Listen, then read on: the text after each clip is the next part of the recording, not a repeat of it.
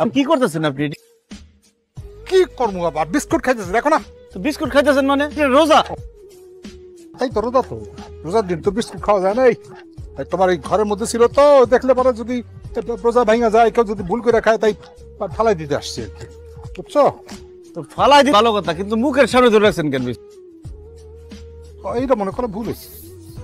আমি ঠিক করে দিতেন, ইফতার পরে খাম না। হ্যাঁ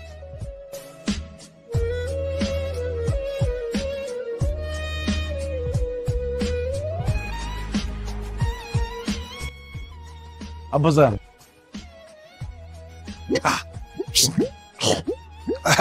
আকুলি করতেছি, গরম লাগছে তো একটু মুখটা ভিজাইতেছি আর কি। ব্যাস আর কি, তুমি যাও। রোজা রাখছেন, এত কুলি এত মুখ বিজানোর দরকার নাই।